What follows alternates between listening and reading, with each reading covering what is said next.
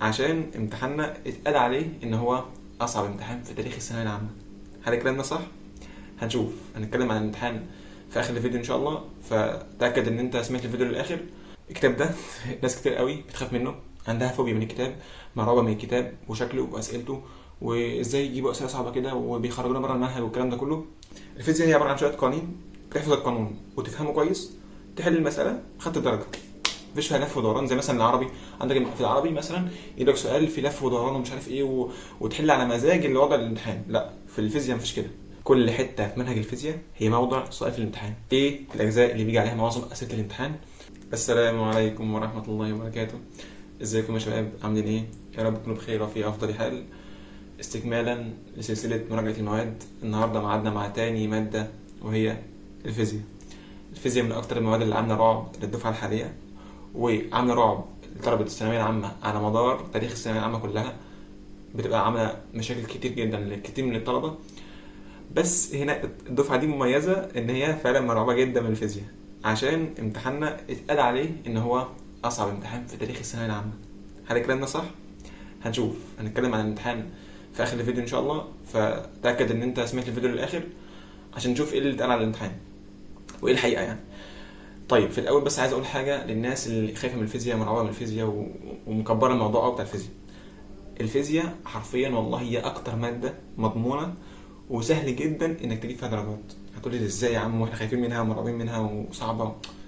الفيزياء هي عباره عن شويه قوانين، تحفظ القانون وتفهمه كويس، تحل المساله خدت درجه.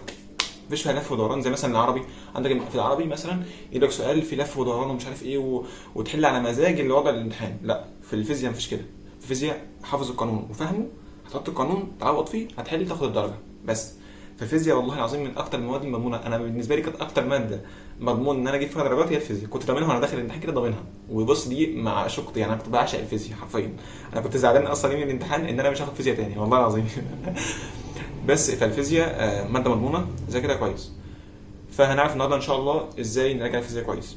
في البدايه بس عايز اقول ان في شويه خطوات مهمه اساسيه في اي ماده لازم تبقى عارفها.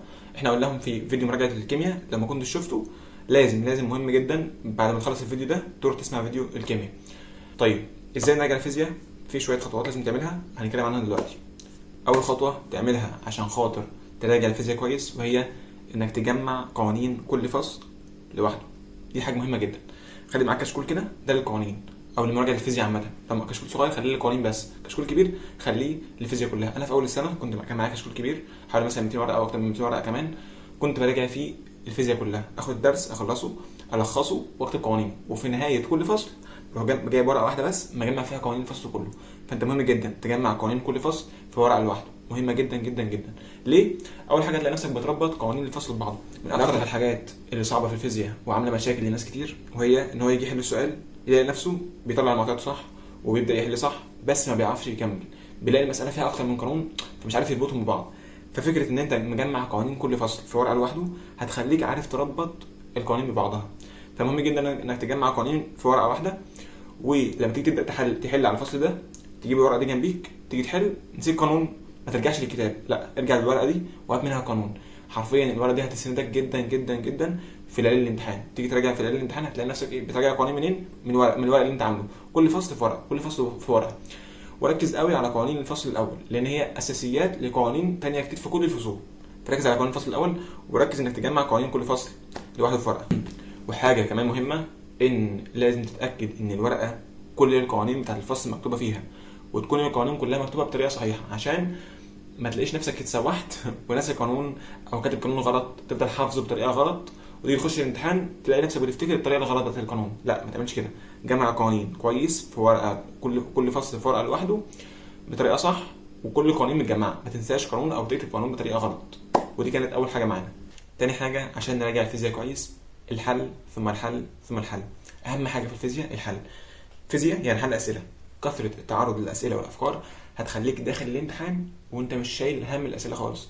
هتلاقي نفسك مطمن بتحل بكل سهوله لانك شفت افكار كتير ومتعرض لافكار كتير وحلها صح و100 100. فانت كل ما يجيلك فرصه انك تحل فيزياء ما تترددش، حل على طول. الفيزياء حل ثم حل ثم حل. انا حليت في الفيزياء 5 كتب وشايف ان هم قليلين. انت متخيل؟ فانت مهما حليت في الفيزياء هيبقى قليل. انت شوف هتحل في كل ماده كام كتاب، وزود للفيزياء كتاب. يعني انا هحل مثلا في كل ماده كتاب، احل في الفيزياء كتابين، طب احل في كل ماده كتابين، احل في الفيزياء 3، وهكذا. فانت حل في الفيزياء على قد ما تقدر. انا بقول لك انا حليت 5 كتب وكنت شايفهم قليلين، يعني انا ممكن تحسهم كتير وفي مبالغه، بس عشان انا كنت بحب الفيزياء جدا جدا جدا. انا حرفيا كنت داخل الامتحان زعلان ان مفيش فيزياء تاني بجد. انا كنت بحب الفيزياء جدا جدا جدا يعني. انا عندي فيها 5 كتب زي ما بقول لك. وبمناسبه الحل، عشان في ناس كتير سالت في فيديو الكيمياء حل الكتب ايه واشتركت مع مين ومش عارف ايه، مع ان يا جماعه والله انا عامل فيديو عن الكتب اللي انا حليتها، والناس اللي انا اشتركت معاهم موجود على القناه بيسمعوه. بس هقول برضو الكتب اللي انا حليتها. انا حليت 5 كتب: كتاب الامتحان المراجعه النهائيه، وكتاب مستر محمود مجدي مراجعه نهائيه، وكتاب نيوتن، وكتاب الوافي، وكتاب الوسام. كل دول كتب مراجعه نهائيه بس، ده غير اللي حليت في اول السنه. فانا كنت بحبها جدا يعني، لدرجه ان انا جيت في الاخر رجعت الفيزياء كلها وحليت عليها كتاب كامل لوحدها في المراجعه. ده بس يعني رجعتها وحليت عليها كتاب كامل في 3 ايام بس. هتحسبني ببالغ شويه ومش مصدق، بس هو ده بسبب كثره الحل والتعود على الحل. هتلاقي نفسك بتحل بسرعه جدا، الاسئله مش بتاخد منك وقت خالص. فحل كتير، حل كتير في الفيزياء. وبالنسبه لنحل ازاي، فانا قلت في الفيديو الكيمياء برضو ازاي نحل. احسن طريقه للحل يبقى روح برضو اسمع الفيديو، بس هقولها لك انا سريعا، بس مهم جدا تسمعها في الفيديو الكيمياء عشان قلت فيها تفاصيل كتير. ازاي نحل كويس؟ اول حاجه حدد المعطيات، حدد كل معطى اسمه ايه. تاني حاجه ابدا بالمجهول، ابدا بالحاجه اللي هو طالبها واكتب القانون بتاعها. تالت حاجه حلل كل مجهول في القانون، تمام، وهاته. رابع حاجه عوض في القانون بكل بساطه. لو مش فاهم الطريقه روح اسمعها من فيديو الكيمياء. ودي كانت تاني حاجه معانا. تالت حاجه عشان نراجع الفيزياء كويس، افهم الحديثه كويس قوي. ضحكوا علينا فقالوا الحديثه كلها حفظ ومش عارف ايه، والكلام الغريب اللي بيتقال ده.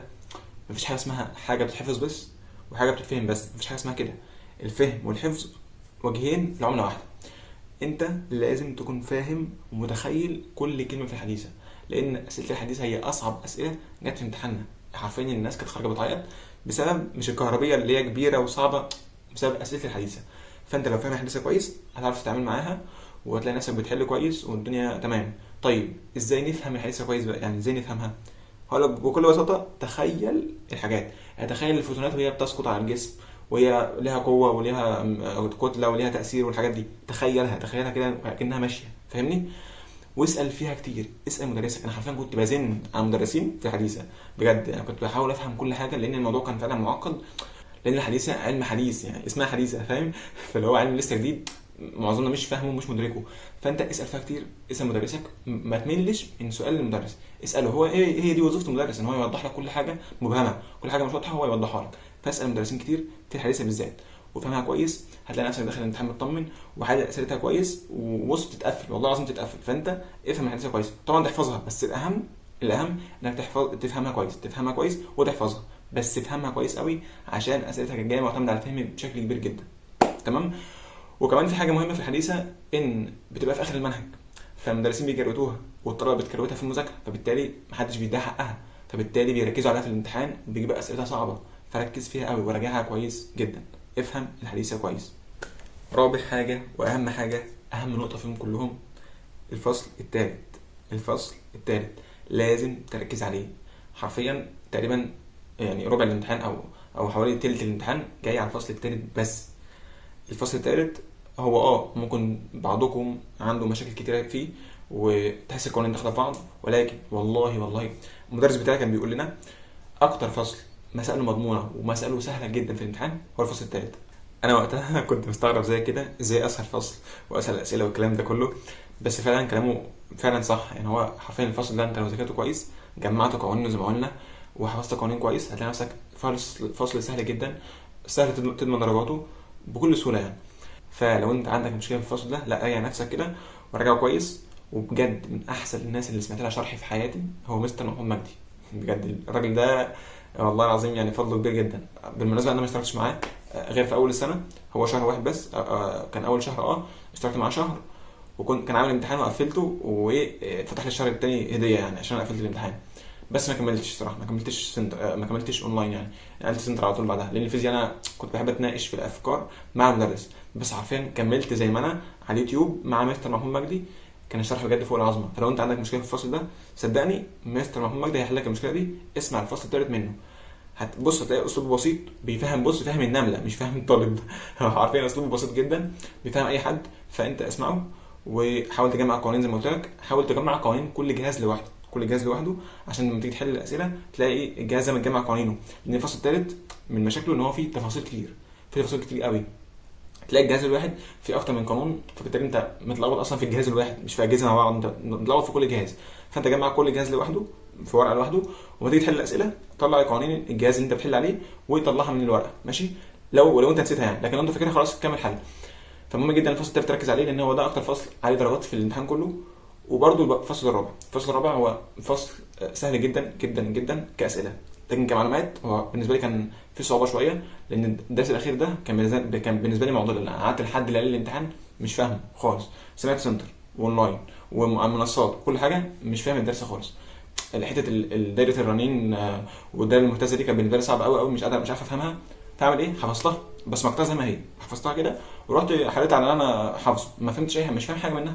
فبالتالي انت الفصل الثالث والرابع اهم حاجه الفصل الثالث وحته الدينامو بالذات، والفصل الرابع. الفصل الرابع يعني مسائل مضمونه ان شاء الله، ذاكره كويس، احفظ قوانينه وهتقفله. الفصل الثالث محتاج تجمع قوانين كتير وتحفظه كويس او وتفهمه. هتبقى فاهمه ازاي؟ بالرسومات. الفصل ده رسومات كل جهاز مهمه جدا، هتخليه داخل الامتحان متخيل الجهاز عامل ازاي، بيلف ازاي، ونص دوره وربع دوره والحاجات دي. فانت ركز على الرسومات في الفصل الثالث. خامس حاجه نعملها عشان نراجع الفيزياء كويس، اسمع حد بيحل اسئله كتاب الوسام. الكتاب ده ناس كتير قوي بتخاف منه، عندها فوبيا من الكتاب، مرعوبه من الكتاب وشكله واسئلته، وازاي يجيبوا اسئله صعبه كده وبيخرجونا بره المنهج والكلام ده كله. انا حليت الكتاب كله في اجزاء المراجعه الجزئيه والامتحانات النهائيه، حليت الكتاب كله. الكتاب بصراحه فيه صعوبه، بعض الاسئله فيها مبالغه شويه، بس ستيل هو يعني بيقدم مستوى اعلى من مستوى الامتحان، وفعلا في بعض الاسئله فعلا توازي مستوى الامتحان بجد. يعني هو فعلا الكتاب ده بجد هيعين المستوى في حته تانية. فانت مش بقول لك حل الكتاب كله، لان هو فعلا هيعقدك لو انت مش بتحب الفيزياء، هيعقدك بجد. فما تحلش الكتاب كله، انت بس شوف حد بيحل امتحانات كتاب الوسام، شوف حد، اسمع حد بيحله، ما تحلش مع نفسك، ما تقعدش مع نفسك كده تحل، هتلاقي نفسك اتعقدت واتقفلت والفيزياء صعبه والفيزياء معقده وانا مش عارف احل وهسقط وهعمل. لا، انت شوف حد بيحل امتحانات كتاب الوسام، هات حد على اليوتيوب بيحلهم واسمع منه، بجد هينقل مستواك في حته تانية. نيجي بقى للسؤال الاهم في الفيديو كله، هل امتحان 2024 في الفيزياء كان اصعب امتحان في تاريخ الثانويه العامه؟ الصراحه الكلام ده اللي اتقال اول ما خرجنا من الامتحان، وصويت بقى وعياط والطلبه عماله تتنطط ومش عارف ايه وزعلانين قوي وحاله انهيار، ويقول لك اللي يقول لك مات واللي يقول لك مش عارف قالوا له ايه، بسبب امتحان الفيزياء. والوزاره اتقلبت، مصر كلها اتقلبت على الامتحان ده، والاعلام والناس قعدت تتكلم كتير جدا على الامتحان ان هو صعب ومش عارف ايه، وفي اسئله جاب من بره المنهج واسئله فيها اخطاء، نفس اللي حصل في امتحان 2023 بتاع الكيمياء وان كان اكتر كمان. فهل ده حقيقه ولا ده كلام وخلاص؟ الصراحه الامتحان يعني انا ما خرجت من الامتحان انا خارج مبسوط جدا والله العظيم. كنت خارج اكتر امتحان كنت خارج منه مبسوط هو امتحان الفيزياء، خارج مبسوط. لقيت الناس كلها منهاره والناس عماله تعيط، يا هو في ايه يا جدعان؟ انتوا في ايه؟ امتحان صعب ومش عارف ايه. فلو انا كده يعني انا فكرت وانا حليت امتحان تاني ولا ايه؟ ولا انا كنت في لجنه تانيه ولا انتوا في ايه يا جدعان؟ فقلت ماشي، طب اروح اشوف النت بيتكلم بيقولوا ايه. روحت فعلا لقيت الاعلام كله على التلفزيون بيتخانقوا عن امتحان صعب ومش عارف ايه، وعلى النت كله مقلوب.